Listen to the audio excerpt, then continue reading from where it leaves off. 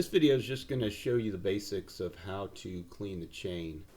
So this VFR I just recently purchased, the chain was black, and it was so uniform black that I actually thought the chain was supposed to be black. But I hit it with some WD-40 and realized it was just an OEM chain that just had so much chain lube and whatever else, and this bike has sat for a while, so that chain lube just got hardened on the chain. So I'm not a total fan of using WD-40 to clean the chain.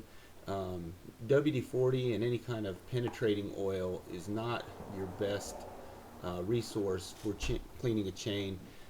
Penetrating oil can get past the O-rings in a sealed chain and break down the grease that are in the links. So it makes your sealed O-ring chain pretty much useless. So I kind of deter away from using penetrating oil. It's about 30 degrees outside, so I didn't want to clean the chain my normal way, so I figured I would just wipe it down with WD-40. Typically what I will do is put the bike on the center stand outside and take a scrub brush with some Gojo hand cleaner, and I'll scrub the chain with the Gojo. The Gojo won't hurt the O-rings, and it takes the chain wax and any chain lube off of the chain very quickly. Actually, it's good stuff, and it never gets to that level where the Gojo can actually penetrate past the O-ring and get into the grease that's in the chain. So that'll help your chain to last longer. This chain, this is a new bike that I just recently purchased. I'm not really a fan of the natural chain. I will probably run this chain for a little while. I will tell you that I do have a 530 chain on order. The stock for 2014 VFR is a 525 chain. Sure, if you're trying to lose a little bit of weight, but this 8th generation VFR is a very heavy bike. A few ounces of weight by putting a lighter chain and lighter sprockets on the bike doesn't really make a difference. And I like gold chains. So I have a gold 530 chain coming, and I have a black sprocket for the rear coming, and then just a regular rubber cushioned front sprocket. So they'll be here in the next week. I'm not sure when I'll put those on. It'll probably be more towards summertime. I'll go out and I'll abuse this chain in the salt and grime of the North Carolina winter, and get a little bit of use out of this chain before I snatch it off the bike.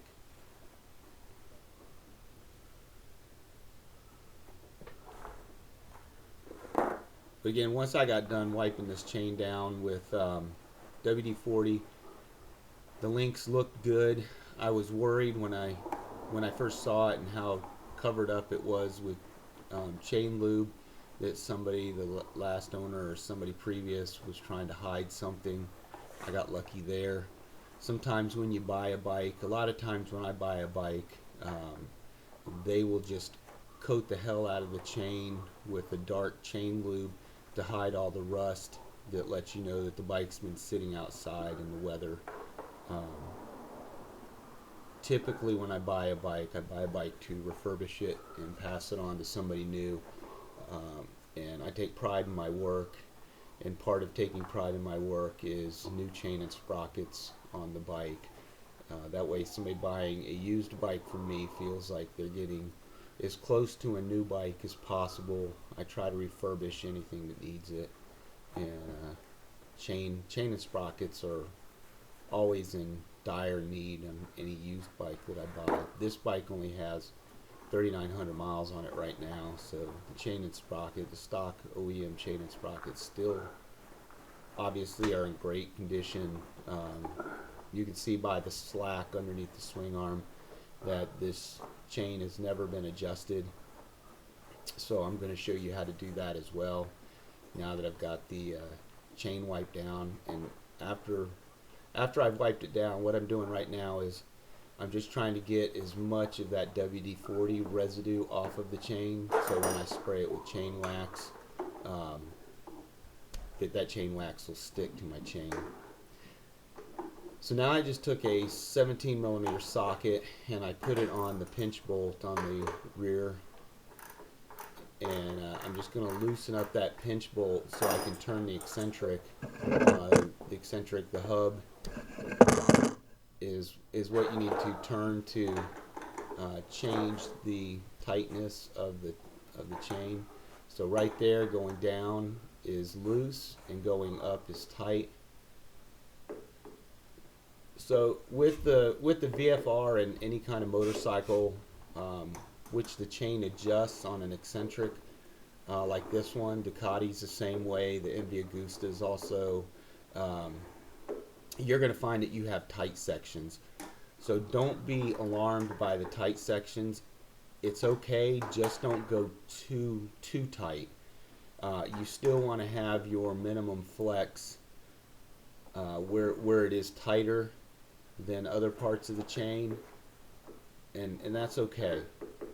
And then loose in other spots. So you can see that was my tight spot, and now it's pretty loose. So before, the chain was just way too loose, and I probably should not have been riding it with the chain that loose. But now we're looking pretty good. And the chain, when I get on it and start riding, the chain should be adjusted properly. So then I just tighten down that 17mm. You don't want to over tighten this, you just want to get it snug so that chain doesn't come loose in the future.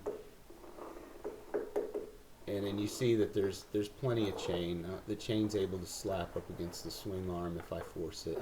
You just don't want to go down the road and have that chain slapping on the swing arm as you hit bumps and stuff. So again, I'm just wiping down the chain one more time. I just got to make sure that all of that WD-40 residue is off of the chain. And then we're going to put some chain wax. I use chain wax not as much to lube the chain as to just protect the chain. Again, you're on a motorcycle, you're on a street bike, so you should be using a good high quality O-ring chain. And inside those O-rings, inside each link, is grease. So we just want to protect those O-rings from dirt and grime and stuff getting into the O-ring and destroying that O-ring. And we want to protect the outside of the chain from any, kind of moisture or anything like that that's going to rust that chain and deteriorate it and make it look bad. So we just coat the chain down with the chain wax, and then you're good to go for your next ride. Thanks for watching.